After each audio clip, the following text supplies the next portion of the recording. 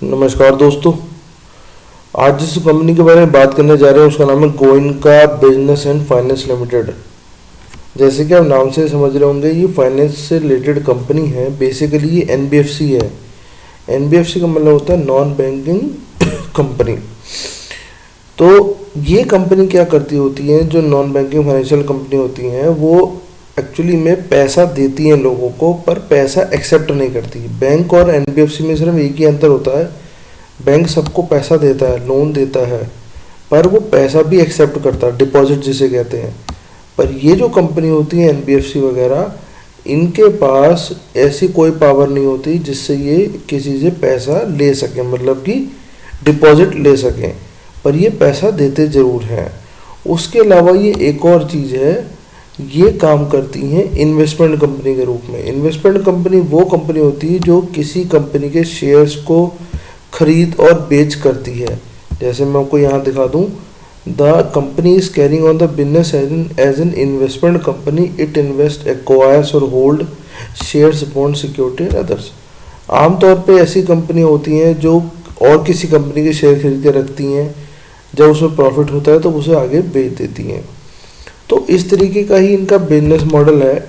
Basically यही इनका business model है कि लोगों को एक तो पैसा देना, और उसके अलावा जो इन पे अपना पैसा है उससे अच्छे अच्छे शेयर खरीदना या कोई बॉन्ड्स खरीद लेना, और जब उसमें पैसा या प्रॉफिट आ रहा हो तो उसको आगे बेच देना। ये तो हो गई आपको सिंपल सी मैंने जो बात बता दी कंपनी के बारे में। अब हम थोड़े से इसके नंबर देख लेते हैं।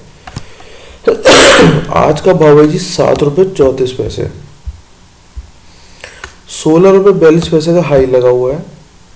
और आप ये देख सकते हैं मार्केट कैप लगभग 9.5 करोड़ का। एडवांस से जीरो है, मतलब 1 रुपये का भी इन पे एडवांस या डिपॉजिट नहीं है, या यहाँ पे हम लोन भी कह सकते हैं कि कई बार लोन लेके ही आगे पैसे देते हैं लोगों, तो वो भी नहीं है, मतलब जीरो डेट कंपनी है। ठीक है जी। और अगर हम देख लें इस समय, तो इनका जो नेट प्रॉफिट पिछली बार जिन्होंने रिपोर्ट करा था वो लगभग 60 लाख रुपए के आसपास रिपोर्ट करा है।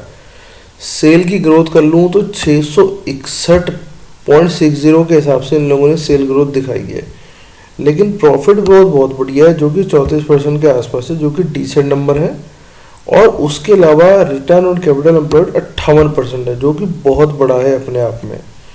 और थोड़ा सा अगर मैं इनकी एक चीज़ आपको और दिखाना चाहूँ, ग्राहम नंबर भी बेसिकली एक चीज़ होती है। ग्राहम नंबर और ये जो अपना मार्केट नंबर होता है, मतलब ग्राम नंबर और मार्केट नंबर में से ये अंदाज़ा लगाया जाता है कि इसकी करंट वैल्यू या इसके आसपास की वैल्यू होनी चाहिए 29 रुपये के आसपास की, लेकिन इसकी वैल्यू भी 7.5 रुपये के आसपास है। तो अगर ये बिजनेस अच्छा चलता रहा, ऐसे ही करते रहे, तो एक आपको एक इस तरीके का ग्राम नंबर ये डिपेक्ट करने की कोशिश कर रहा है कि हाँ, यहाँ तक के आसपास के आप रेट देख सकते हैं। थोड़ी और आगे चलते हैं।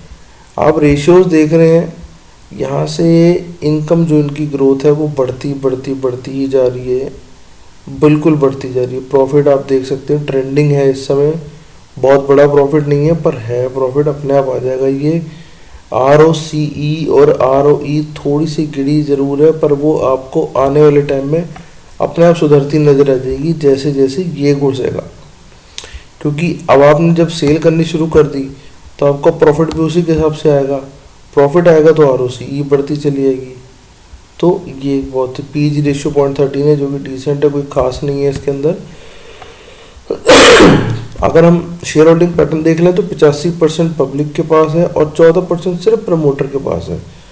तो आमतौर पे सारा का सारा शेयर आप समझ लो बाजार में ही है, लोगों के पास ही है इस समय। और अगर हम थोड़ा सा इसका P&L देखने की कोशिश करें तो ऑपरेटिंग इनकम कहाँ 6.5 करोड़ की थी, 5.5 की थी, 57 करोड़ की हुई, 186 करोड़ की हुई और 1420 करोड़ के आसपास की आ गई है। ठीक है जी।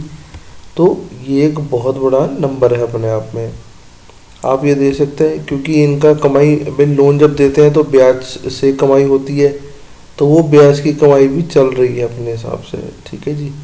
और आगे चलते हैं।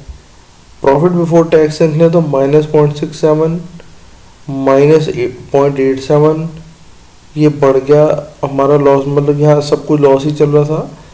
यहाँ मार्च 21 में इन लोगों ने एक प्रॉफिट दर्ज करा लगभग 18 लाख के आसपास का, और मार्च 22 में इन्होंने 0.94 मतलब 90 लाख के आसपास का एक इन लोगों ने प्रॉफिट दर्ज करा, जो कि प्रॉफिट बिफोर टैक्स है।